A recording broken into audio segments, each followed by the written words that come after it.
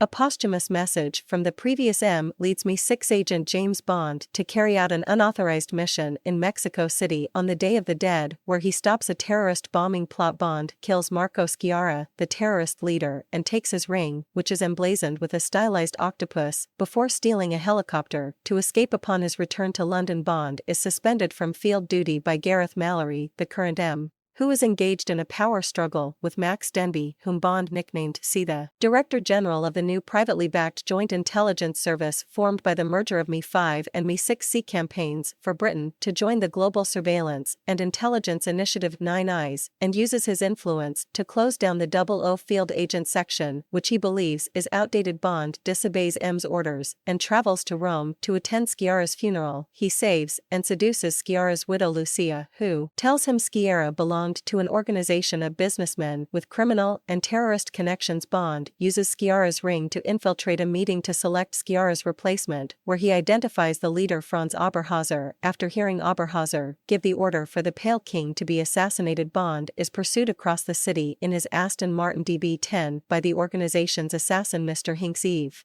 Moneypenny informs Bond that the Pale King is Mr. White, a former member of the organization's subsidiary Quantum, who had fallen afoul of Oberhauser. Bond asks her to investigate Oberhauser, who was presumed dead 20 years earlier. Bond locates Mr. White in Austria, where he is dying of thallium poisoning. He tells Bond to find and protect his daughter, psychiatrist Dr. Madeline Swan, who will take him till America in order to locate Oberhauser. Mr. White then commits suicide. Bond confronts Swan and rescues her from Hanks and his forces. The pair meet Q, who links Oberhauser to Bond's previous missions, identifying Lashifa Dominic Green and Raul Silva as agents of the same organization, which Swan identifies as Spectre. Swan takes Bond to La Mer, a hotel in Tangier, and they discover that White left evidence directing them to Oberhauser's base at a crater in the Sahara. Taking a train to a remote station, Bond and Swan encounter Hinks, who gets ejected from the train in the ensuing fight, and later they are escorted to Oberhauser's base. Oberhauser reveals that Spectre has funded the joint intelligence service while staging terrorist attacks around the world, creating a need for the Nine Eyes program. In return, C will give Spectre unlimited access to intelligence gathered by Nine Eyes, allowing them to anticipate and counteract investigations into their operations. Bond is tortured as Oberhauser discusses their shared history. After Bond was orphaned, Oberhauser's father Hans became his temporary guardian.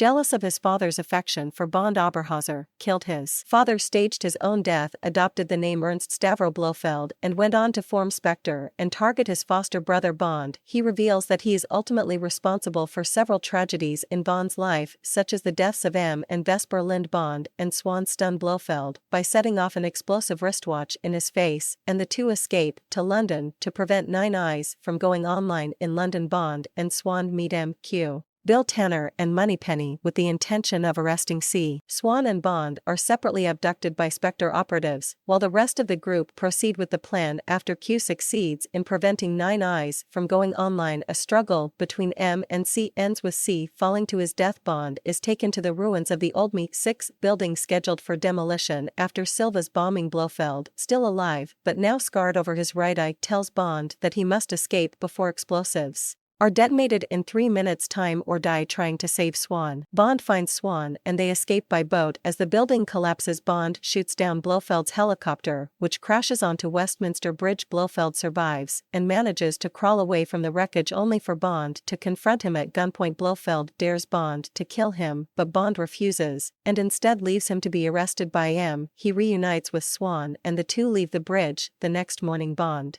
collects the repaired Aston Martin DB5 from Q and drives away with Swan.